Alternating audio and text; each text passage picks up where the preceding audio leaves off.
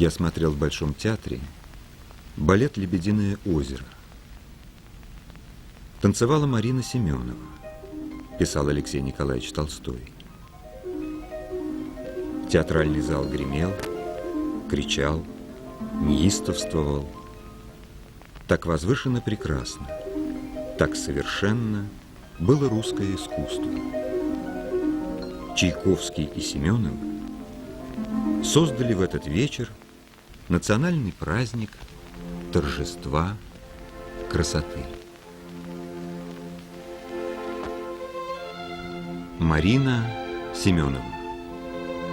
Великое имя русского балета. Звезда, озарившая своим искусством русскую балетную сцену. Наверное, можно с полным правом сказать, 20 век в балете – век Семеновой. Ей аплодировали простые люди и великие артисты – Немирович-Данченко и Прокофьев, Качалов и Стефан Цвейг. Все они превращались в восторженных юных поклонников, видя ее завораживающий танец.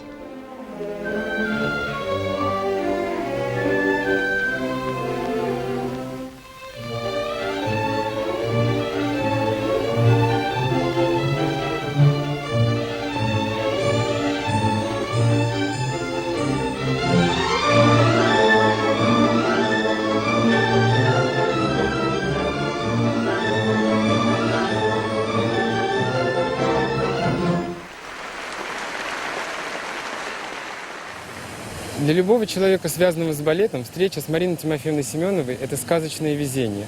С самых первых шагов в театре Марина Тимофеевна стала для меня ангелом-хранителем. Вот уже 74-й сезон, как она служит в Большом театре. Куда идти-то? Какой, в этот зал или в том я? Третий? Сегодня даже пытались. Каждое утро в 11 часов начинается класс с Семеновой. На протяжении всей своей карьеры любой артист балета должен оставаться учеником. Всем нам, кто работает в классе Марины Тимофеевны, выпала огромная честь быть учениками великого педагога. Мы разные и принадлежим к разным поколениям, но всегда с гордостью называем себя Семеновским полком. Да, Людочка, ну что ж, вы не сообразили большой до зала мне дать сегодня? Здрасте. Ну хорошо, но кто-то там же знает. Ну куда же, все пришли с аппаратами, снимают, а я в этом в третьем маленьком зале. Ну соображать же надо. Спасибо. И... раз.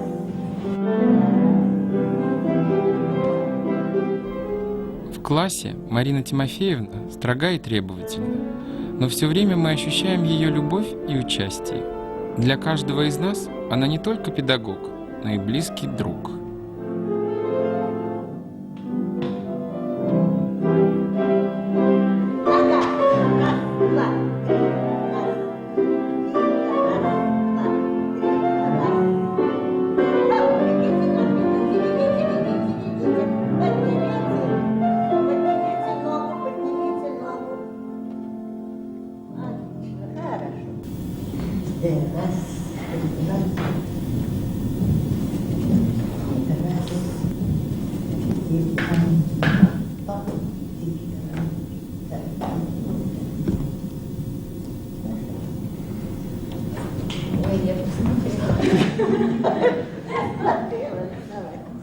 И, пожалуйста.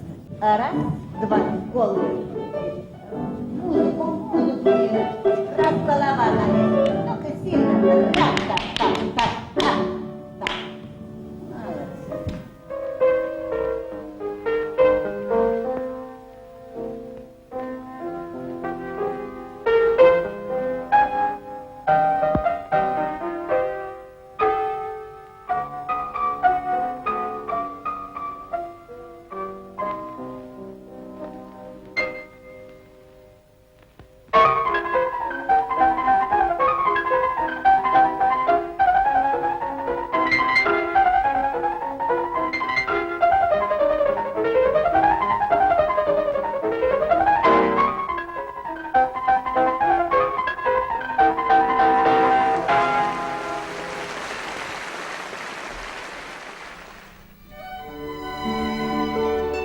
Мне посчастливилось узнать Марину Тимофеевну не только в работе, но и в жизни.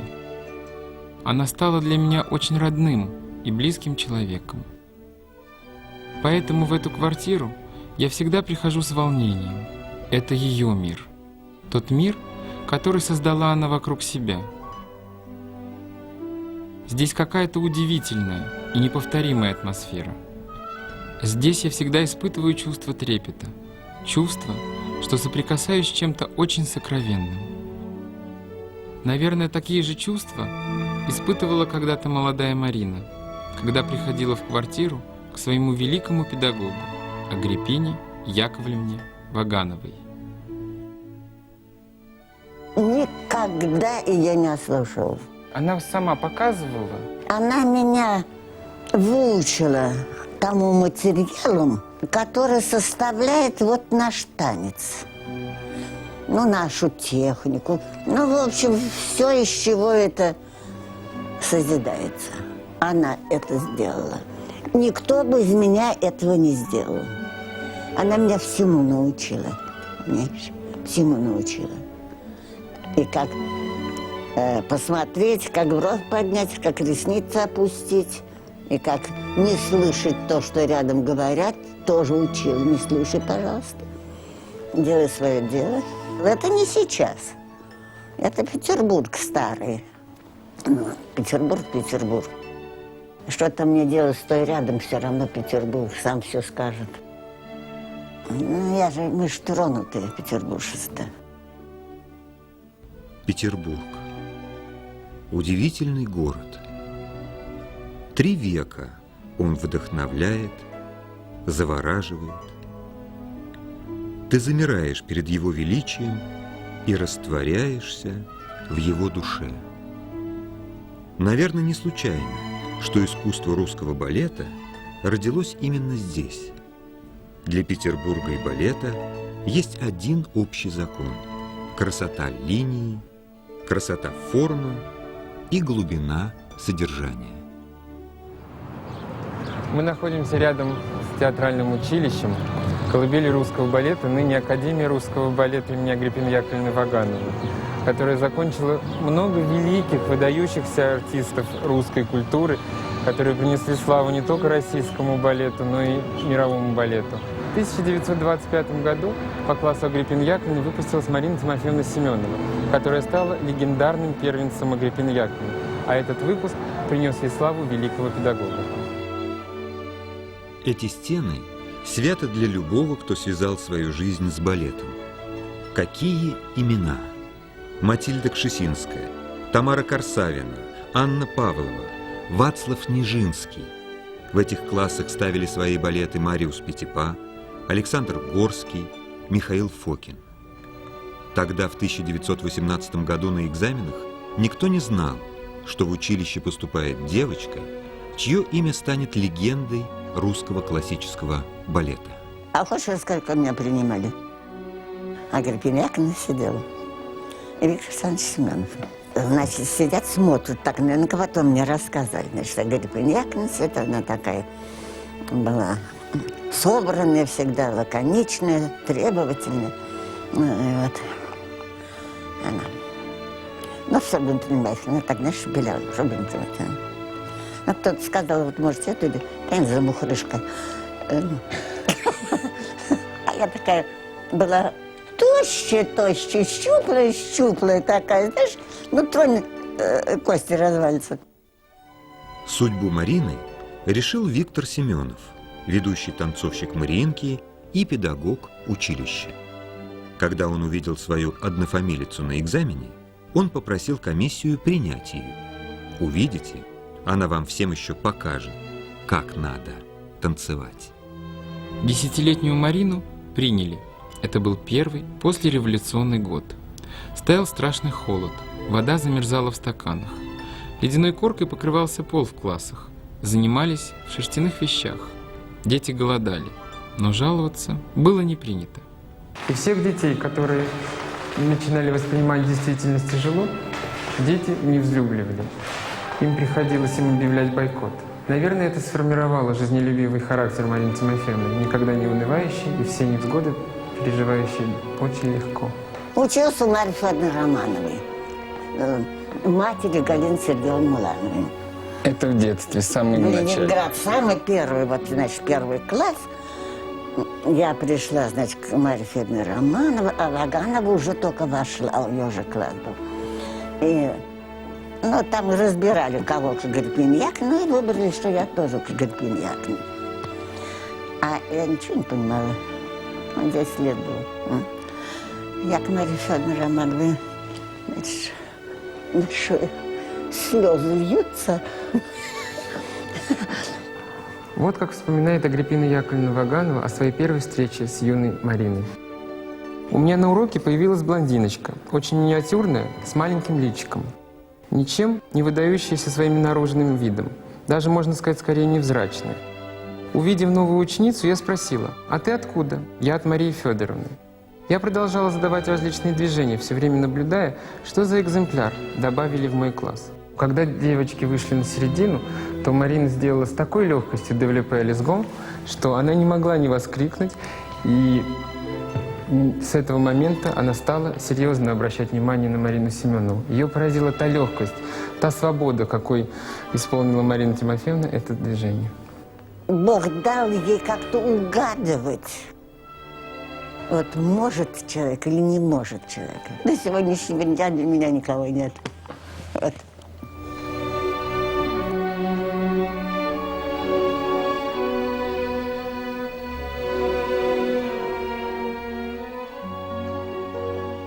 Агриппина Ваганова. Среди ее учениц были такие разные: Семенова, Уланова, Дудинская, Колпакова и многие-многие другие. Ее техника была безупречной. Царицей вариаций называли ее. Спектакль «Ручей» стал прощальным бенефисом Вагановой на сцене Мариинского театра. Это была финальная точка в ее сценической деятельности.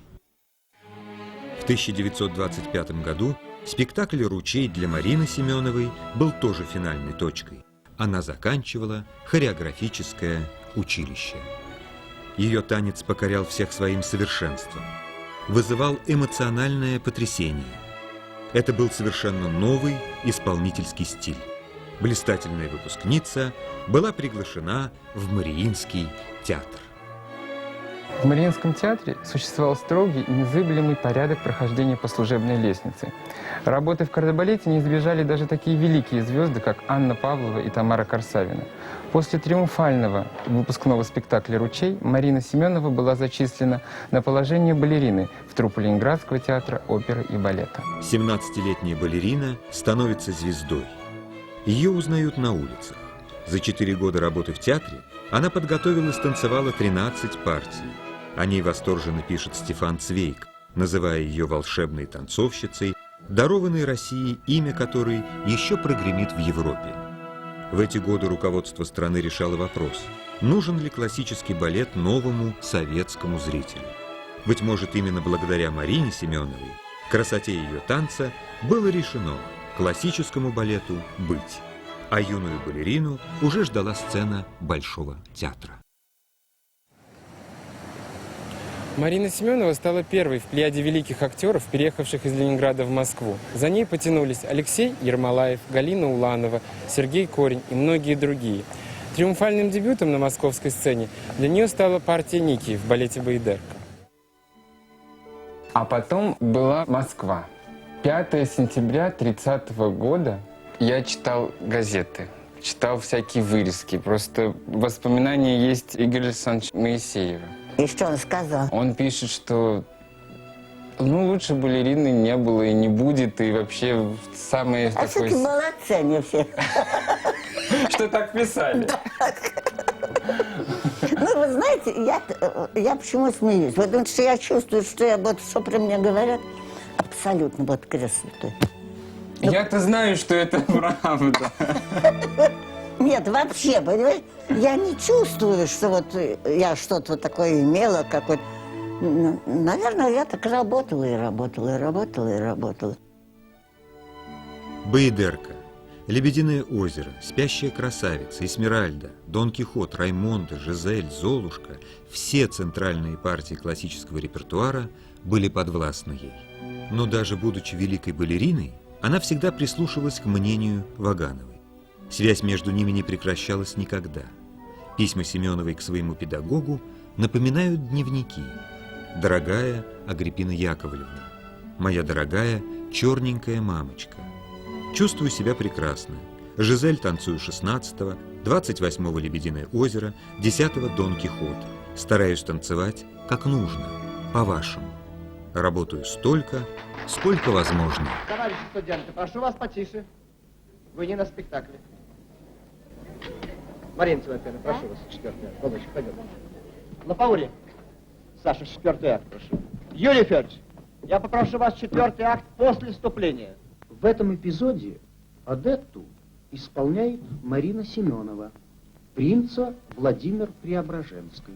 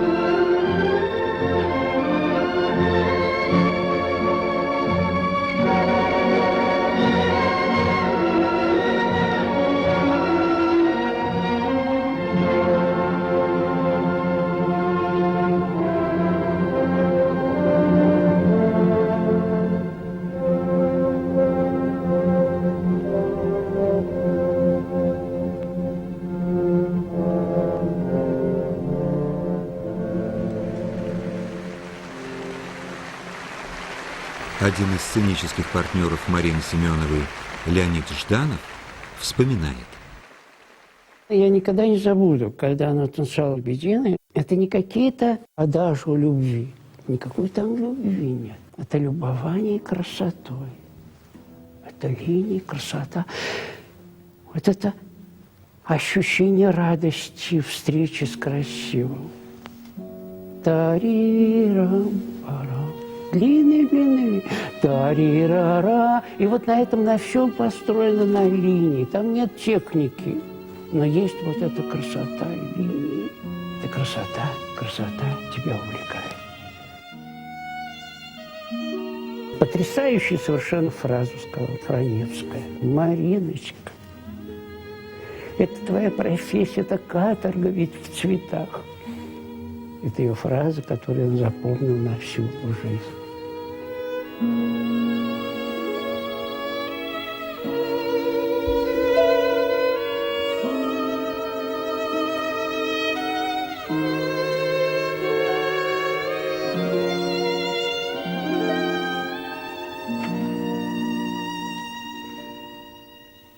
И я же никогда не забуду один потрясающий совершенно случай для меня. Я думал, что я зайдусь, зареву. Ты знаешь, как там? Помнишь, как у Золушки идут вот этот выход ее, она на пальчиках делали там, или Пешинская, ну все, кто Золушку танцевал, Уланова, они шли медленно, шлейф несли за ними, шлейф несли. И зажигался свет. И она вышла в шляпке, на высоких каблуках, и с тростью. И она так шла. И за ней несли вот этот шлейф.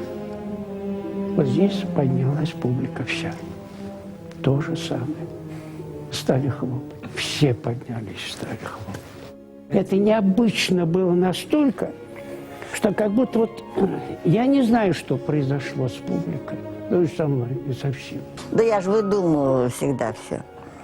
Выдумывала. И стейк в Золушке выдумала, и метелочку, а не швабру. Это швабры. В Золушке швабры сцену подменили. Собрали. Тогда швабр даже не было. Ну, вот так где-то думала. Да, мне было всегда интересно что-то сделать новое. Мы с Вильямсом, костюм, когда Золушка выходит, придумали по эпохе. Значит, кринолин такой. Но никто не мог надеть кринолина. Это мне повезло в жизни. Лёля маленькая, Галя не шел, этот самый кринолин. А ко мне как-то все сразу, понимаешь, вот. Я так сразу заняла свое все место на доску. И так сделали.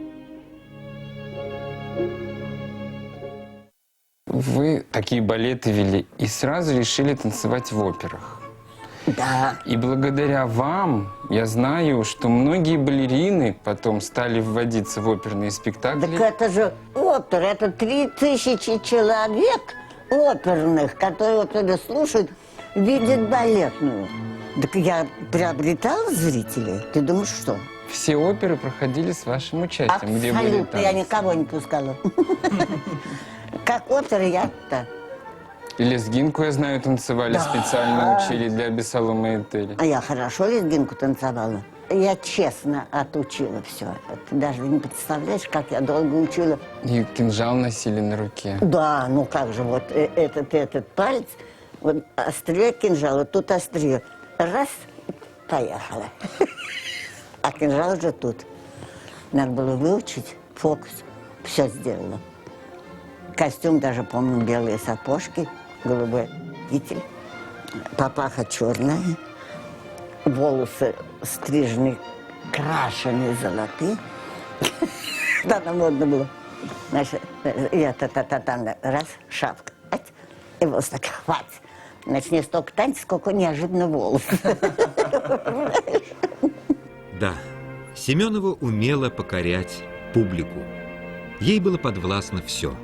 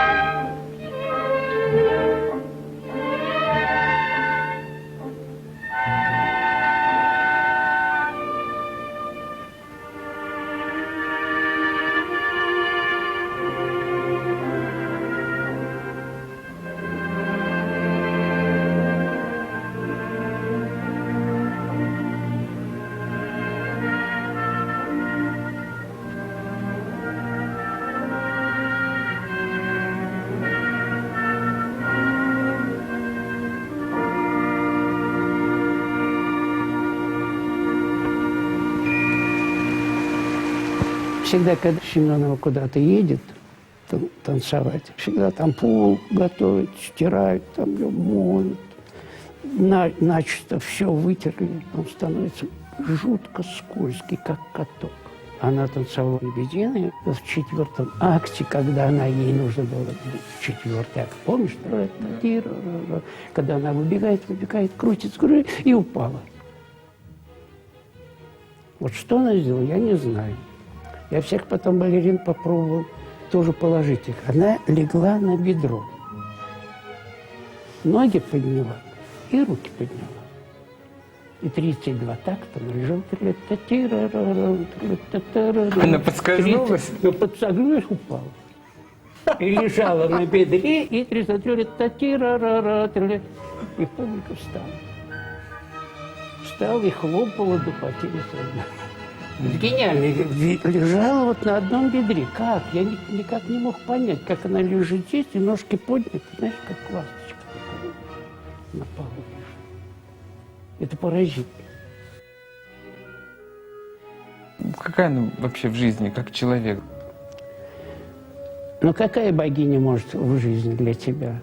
С ней обычно вот так говорить трудно, потому что ты не знаешь, понимаешь, тебе страшно немножко.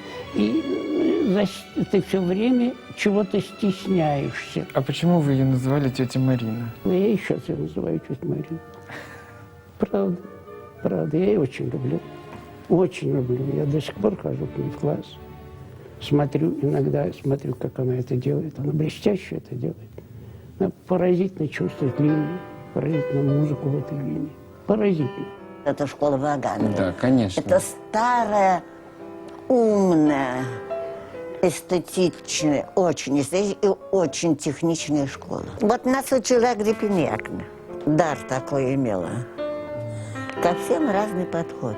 Вот класс идет, да, а у него ко всем разный подход. Движение одно, а замечания Разные. разные. Но сейчас небрежно относятся. Сейчас небрежно относятся. Сейчас экзерсис, как бы это сказать поправильнее, не преследует какое-то продвижение и возможность сделать успехи, а просто согреться. Верно? Да, Придут к согреться. сожалению. Нет, в экзерсисе надо отработать все, как пианист, да? Все, каждый поворот ноги, каждая, так сказать, такая напряженность, как стоит корпус, как построена спина.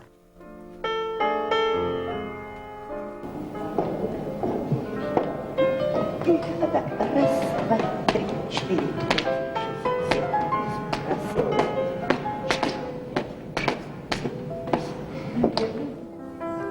Агриппиняковна, когда приезжала, я думаю, ой, вот там-то я это самое валяю, вот там-то я тоже валяла в прошлый раз.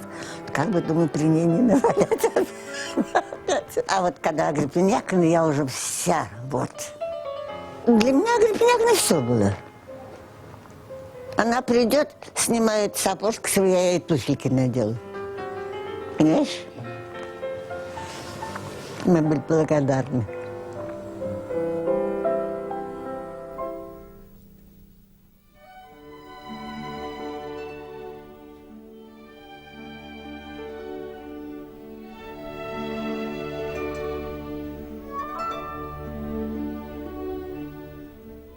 Кто только не прошел через класс Семеновой.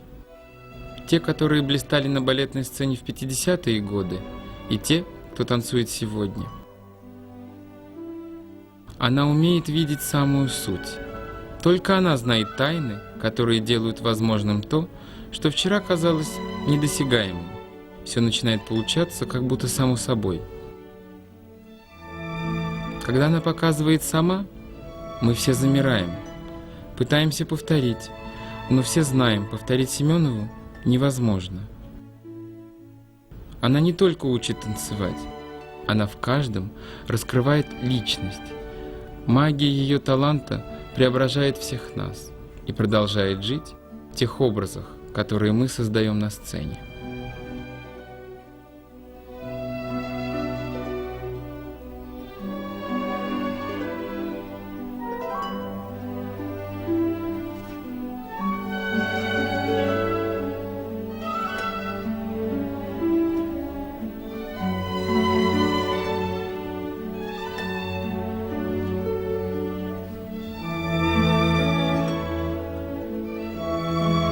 сказочный педагог.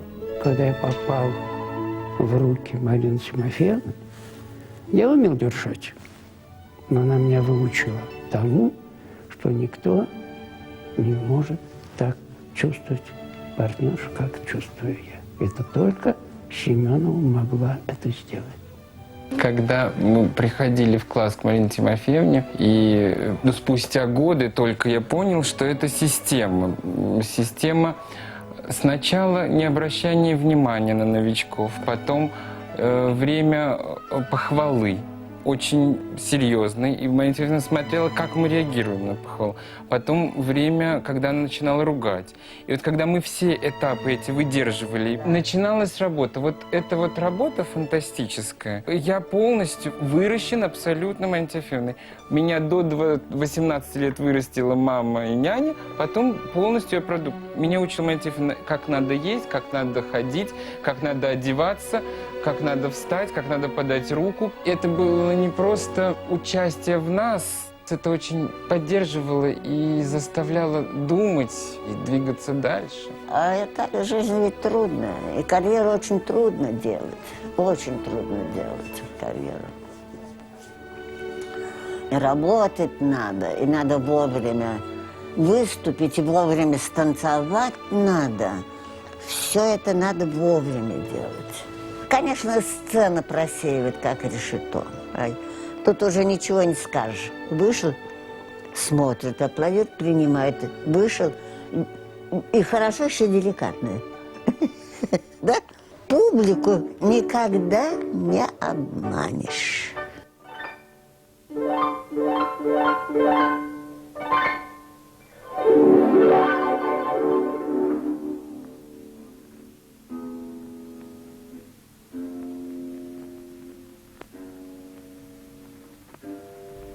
Незадолго до своего 95-летнего юбилея Марина Тимофеевна вновь переехала в Петербург, в свою альма-матер, хореографическое училище, ныне Академию русского балета имени Агриппины Яковлевны Вагановой.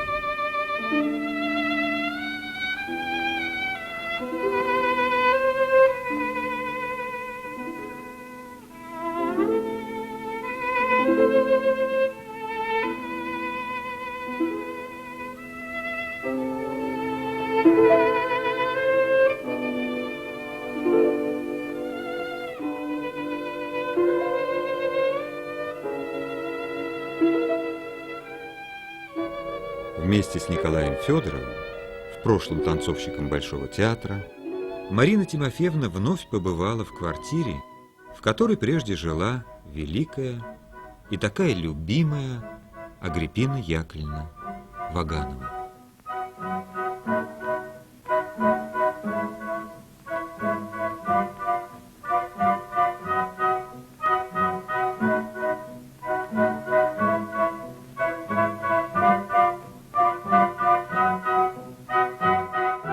Вот ее туфли, в которых она станцевала свой последний спектакль. А где нашли?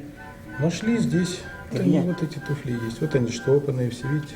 А это последний ее юбилей был, Наверное, юбилей, да. Да, это был юбилей. Я просто сейчас не помню, буду она доставать. танцевала мазурку.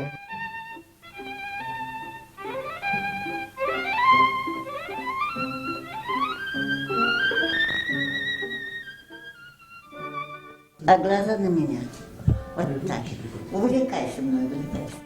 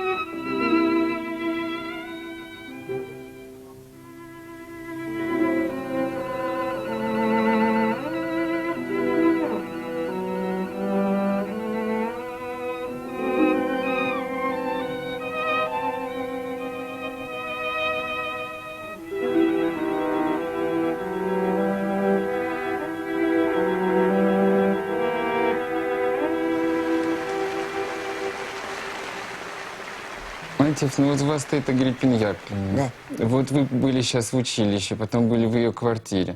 Что вы самое дорогое, вот что вы вспоминаете? Значит, это не очень конкретно, потому что как-то входишь в свою собственную жизнь пройденную.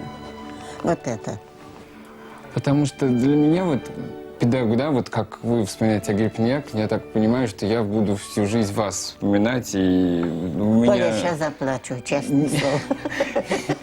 Нет, это правда, и я говорю не просто Но мы слова. с тобой так дружим, Коля. Я так тебя люблю. Я очень тебя люблю. Я вспомнил, как вы ко мне подошли. Вот И что я тебе как, что я Значит, сказал? хочешь хорошо танцевать? Говорит, Да приходи что? ко мне. Правда? Вербовала. Даже там. Ну, видите, завербовали. Ну, конечно, конечно. И сколько было людей? Ничего. Сейчас, когда мне... Сколько мне? 95. До 100 доживем, да? Юбилей. Мы еще с вами потанцуем. Потанцуем.